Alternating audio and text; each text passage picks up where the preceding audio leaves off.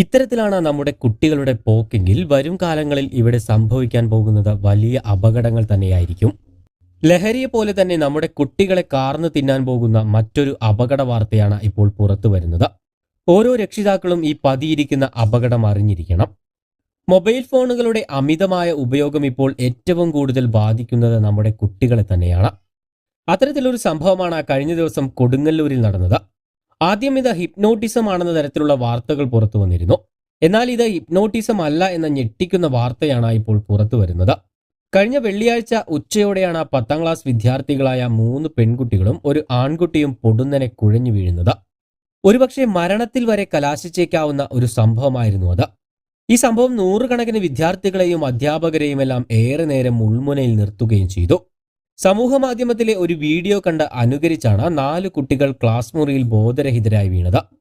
കുറച്ചു ദിവസങ്ങളായി ഇത്തരത്തിലുള്ള പ്രവൃത്തികൾ സ്കൂളിൽ നടക്കുന്നതായി മറ്റു വിദ്യാർത്ഥികളും പറയുന്നു. ഇപ്പോൾ പുറത്തുവരുന്നത് ഈ അപകടകരമായ പ്രവൃത്തിക്ക് പിന്നിൽ ചോക്കിംഗ് ഗെയിം ആണെന്നാണ് സൂചന. സമൂഹ മാധ്യമങ്ങളിൽ ഏറെ കാഴ്ചക്കാരുള്ള ഈ ഗെയിം മനുഷ്യ ജീവന് തന്നെ ആപത്താണ്. നിരവധി കുട്ടികളുടെ ജീവനെടുത്ത ഒരു കില്ലർ ഗെയിം കൂടിയാണിത്. ഹിപ്നോട്ടിസം എന്ന പേരിലാണ് ഈ game പ്രചരിപ്പിക്കപ്പെടുന്നത്.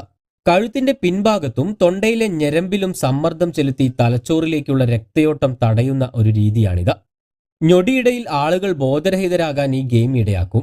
Space monkey game, pass out game തുടങ്ങിയ പേരുകളിലെല്ലാം ഇത് അറിയപ്പെടുന്നു. എന്നാൽ ഏറെ അപകടകരമായ ഈ വിനോദത്തിന് ഹിപ്നോട്ടിസവുമായി ബന്ധമില്ലെന്ന് കുട്ടികൾ അറിയുന്നുമില്ല.